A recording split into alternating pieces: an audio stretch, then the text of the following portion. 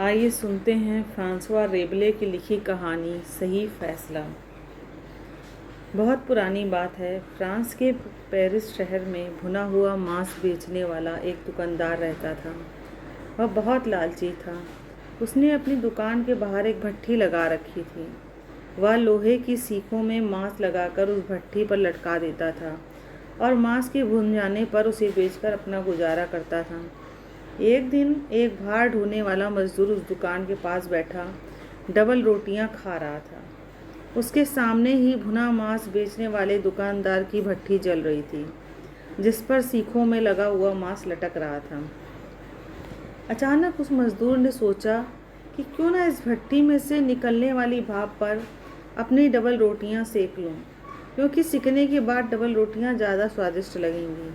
यह सोचकर वह अपनी जगह से उठा और भट्ठी के पास जाकर अपनी डबल रोटियां भट्ठी में से निकलने वाली भाप से सेकने लगा। दुकानदार ने उसे यह करते हुए देख लिया, पर वह उस समय कुछ नहीं बोला। जब मजदूर ने सारी डबल रोटियां खा ली और वहां से जाने लगा, तो दुकानदार उठकर दुकान से बाहर आया और उस मजदूर का हाथ पकड़ते हुए बोला, जाते कहाँ हो? तुमने मेरी भट्ठी में से निकलने वाली भाप पर अपनी डबल रोटियां सेकी हैं। पहले तुम मुझे उस भाप की कीमत अदा करो, तब मैं तुम्हें यहाँ से जाने दूंगा। यह सुनकर मजदूर बहुत हैरान हुआ और उसने कहा, मैंने तुम्हारी भट्ठी में से निकलने वाली भाप से डबल रोटियां सेक लीं, तो इसमें तुम्हें क्या नुकसान हुआ? मैंने तुम्हारा कुछ नहीं लिया है, ना ही मेरे डबल रोटियां सेकने से भट्ठी पर लटके मांस की मात्रा कम हुई है। यदि मैं यहाँ न आता और भट्ठी में से निकलने वाली भाप पर डबल रोटियां ना सेकता, तो भी यह भाप तो हवा में ऊपर ही उड़ जाती। तुम तो इसका इस्तेमाल तक नहीं कर सकते थे, इसीलिए मैं तुम्हारा किसी तरह से कर्जदार नहीं हूँ। कहकर उसने दुकानदार से पूछा, क्या तुमने कभी किसी को भाप बेचते या खरीदते देखा है? लेकिन दुकानदार ने उसकी एक ना सुनी। वह अपनी जिद पर अड़ा रहा और बोला, मैं ना तो तुम्हें जानता हूँ, ना ही मेरा तुमसे कोई रिश्ता है, फिर मैं क्यों अपने पैसे छोड़ दूँ? यह देखकर मजदूर को गुस्सा आ गया। ज़ोर ज़ोर से चिल्लाने लगा। झगड़ा बढ़ता जा रहा था। दोनों एक दूसरे पर ज़ोर ज़ोर से चिल्ला रहे थे। उनके झगड़े की आवाज़ सुनकर आसपास के लोग इकट्ठा होने लगे। थोड़ी देर बाद वहाँ भीड़ जमा हो गई थी।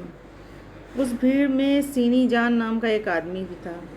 वह उस इलाके का एक बहुत मशहूर व्यक्ति था। लोग उसे चौधरी कहते थे और उसके पास अपने झगड़े लेकर जाते थे। वह उनके झगड़े निपटाता था। मजदूर और दुकानदार ने भी उससे अपना झगड़ा निपटाने की प्रार्थना की। चौधरी ने उन दोनों की बातें अलग अलग सुनी। वह समझ गया कि दुकानदार उस मजदूर को ठगना चाहता है और उससे धन ऐंठना चाहता है। कुछ देर चौधरी ने मजदूर से पूछा, क्या तुम्हारे पास एक सिक्का है? मजदूर ने झट अपनी जेब से एक सिक्का निकालकर चौधरी को दे दिया। चौधरी उस सिक्के को लेकर हाथ में उछालने लगा, जैसे ही सिक्के के वजन का अंदाज़ा लगा रहा हो। फिर वह उस सिक्के को बहुत ध्यान से देखते हुए सिक्के पर खुदे अक्षरों को पढ़ने लगा। वहाँ इकट्ठा लोग उसे यह सब करते देख चुपचाप खड़े थे।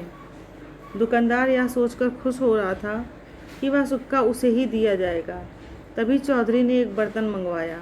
उसने वह सिक्का उस बर्तन में डाल दिया और सिक्के को बर्तन में खनखनाने लगा। फिर उसने वह बर्तन मजदूर के हाथ में दिया और बोला, तुम इस बर्तन को दुकानदार के कान के पास ले जाओ और उसमें पड़े हुए सिक्के को उसी तरह खनखनाओ जैसे मैंने खनखनाया था। फिर सिक्के को बर्तन में से निकाल कर अपनी जेब में रख लो। जैसा चौधरी ने कहा था, मजदूर ने वैसा ही किया। फिर चौधरी ने भीड़ की तरफ पलटकर कहा, सज्जनों, अब मैं आप लोगों के सामने इन दोनों के झगड़े का फैसला सुनाता हूँ। थोड़ी देर रुककर चौधरी बोला, इस मजदूर ने इस दुकानदार की भट्ठी में से निकलती भाप पर अपनी डबल रोटियां सेकी थीं। उसकी कीमत पर मजदूर ने सिक्के की खनखनाहट के रूप में दुकानदार को चुका दी।